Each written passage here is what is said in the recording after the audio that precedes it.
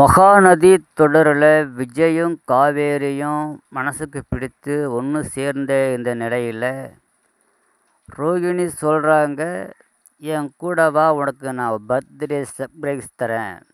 உனக்கு பயமாக இருந்தால் வீட்டில் உள்ள எல்லாருக்கிட்டையும் சொல்லிவிட்டு என் கூட வா, ஏதாவது ஒன்று உனக்கு ஆச்சுன்னா நான் தான் பொறுப்புன்னு சொல்லிட்டு வா அப்படின்னு ரோகிணி சொல்கிறாங்க. எனக்கு எதுவும் பயம்லாம் கிடையாதுன்னு காவேரி சொல்கிறா. விஜய்கிட்ட சொல்லிக்கிட்டு ராகினி கூட போகிறேன்றா. அவ கூட எதுக்கு போகிற, அவள் உன்னை ஏதாவது பண்ணிக்கிட்டே இருப்பா அப்படின்னு விஜய் சொல்கிறாரு. இதுமாதிரி விஷயத்த சொல்கிறா.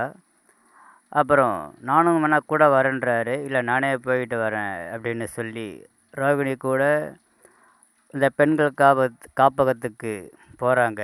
அங்கே போய் நிவேதாவை காமிச்சு யார் தெரியுதா என்னன்னு கேட்குறாங்க. நான் அடிக்கடி தான் இந்த ஹோமுக்கு வருவேன், டொனேஷன்லாம் கொடுத்துக்கிறேன், இவங்களை அடிக்கடி நான் பார்த்துருக்குறேன், இவங்களுக்கு தெரியுன்றாங்க. உடனே ரோகிணிக்கு ஒன்றும் புரியலை. விஜய்க்கு தெரியுமான்னு கேட்குறாங்க. தெரியும்னு சொல்கிறாங்க. தெரியும்னு சொன்ன உடனே ஷாக் ஆகுறாங்க ரோகிணி. அப்புறம் விஜய்க்கு நான் இது உங்களை பற்றி சொல்லியிருக்கிறேன், ஆனால் இவங்கள பார்த்தது கிடையாதுன்ற உடனே ரொம்ப சந்தோஷப்படுறாங்க.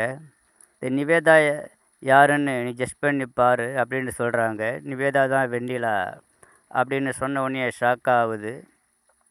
விஜய் காட்டின ஃபோட்டோவை ஞாபகப்படுத்தி பார்க்குறாங்க. பிறகு அங்கே அஜயும் பசுபதியும் உள்ளே வராங்க. வந்து காவேரியை டென்ஷன் ஆகிற மாதிரி பேசுகிறாங்க. இனி உன் வாழ்க்கையை பற்றி இதை விஜய்கிட்ட சொல்லிடலாமான்னு கேட்குறாங்க. விஜய்கிட்டலாம் ஃபோன் பண்ணி சொல்ல வேணான்னு காவேரி அழுகிறாங்க.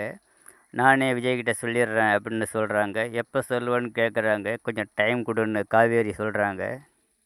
விஜயின் முடிவு